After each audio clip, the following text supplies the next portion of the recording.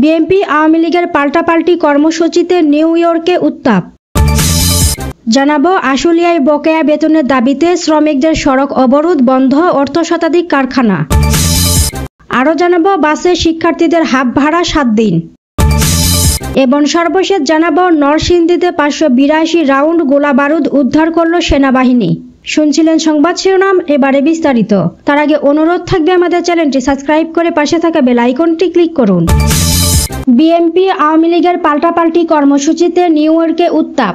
জাতিসংঘের ৭৯তম সাধারণ অধিবেশনে অংশ নিতে অন্তর্বর্তী সরকারের প্রধান উপদেষ্টা ডক্টর মোহাম্মদ ইউনূসের যুক্তরাষ্ট্রের নিউ ইয়র্ক সফর কেন্দ্র করে পাল্টাপাল্টি কর্মসূচি দিয়েছে বিএনপি ও আওয়ামী লীগ। এতে উভয় দলের নেতাকর্মীদের মধ্যে উত্তেজনা বিরাজ করছে।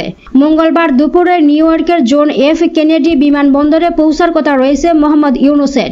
এ উপলক্ষে বিএনপি স্বাগত সমাবেশ এবং আওয়ামী লীগ বিক্ষোভ সমাবেশের প্রস্তুতি নিয়েছে।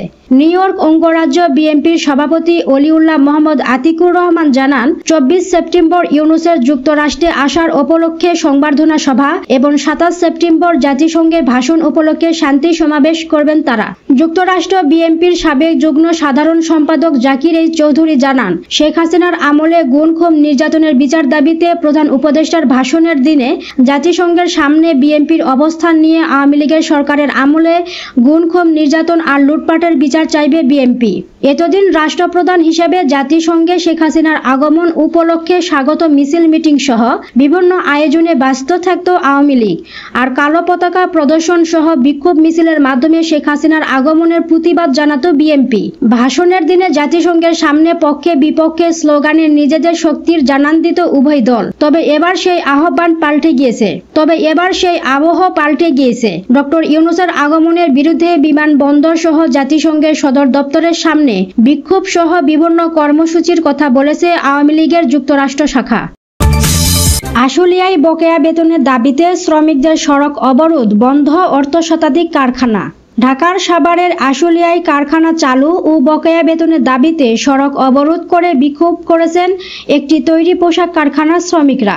আজ সোমবার সকালে আবদুল্লাপুর বাইপাইল সড়কের নরসিংদীপুর এলাকায় এ কর্মসূচি শুরু করেন জেনারেশন নেক্সট গার্মেন্টসের শ্রমিকরা। 1 ঘণ্টা পর সেনাবাহিনী ও পুলিশ সদস্যরা তাদের সড়ক থেকে সরিয়ে নেন। এদিকে গতকাল রোববার আশুলিয়ায় বিভিন্ন তৈরি পোশাক কারখানার ন্যূনতম মজুরি 25,000 টাকা, হাজিরা, টিফিন, নাইট বিল বৃদ্ধির বাস্তবায়ন ও কারখানা কর্তৃপক্ষের কাছ থেকে ঘোষণা সহ নানা দাবিতে শ্রমিকরা বিক্ষোভ করেন। এ ঘটনার পরিপ্রেক্ষিতে আজ শ্রম আইন 2006 ধারার অনির্দিষ্টকালের জন্য 43টি কারখানা বন্ধ ঘোষণা করেছে মালিকপক্ষ।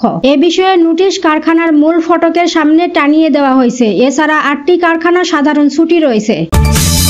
বাসে শিক্ষার্থীদের হাফ ভাড়া 7 দিন।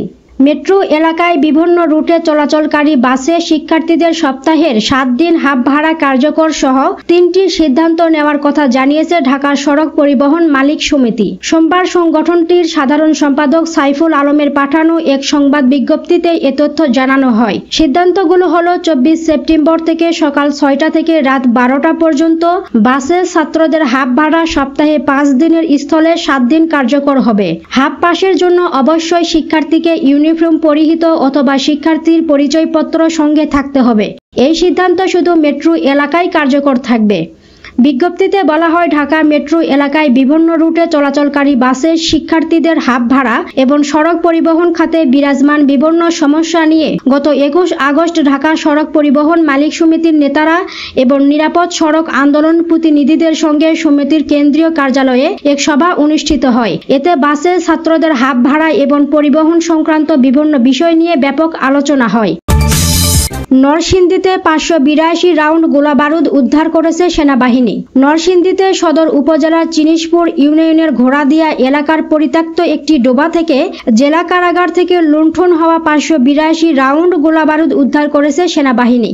এ সময় সেনাবাহিনীর লেফটেন্যান্ট কর্নেল মোহাম্মদ ফাহিম মাহমুদ সাংবাদিকদের জানান, গোপন সংবাদের ভিত্তিতে জানতে পারে নরসিংদী সদর উপজেলার চিনিশপুর ইউনিয়নের ঘোড়াদিয়া গ্রামের পরিত্যক্ত একটি ডোবায় কিছু গোলাবারুদ রয়েছে এবং সেখানে রাতের বেলা লোকজনের আনাগোনা লক্ষ্য করা যায়। খবর পেয়ে ক্যাপ্টেন আব্দুল্লাহিল তাহমিদের নেতৃত্বে 28 বেঙ্গলের একটি বিশেষ টহল দল সেখানে গিয়ে একটি ভাঙ্গা অ্যামুনেশন বক্স সহ 582 রাউন্ড গোলাবারুদ উদ্ধার করে।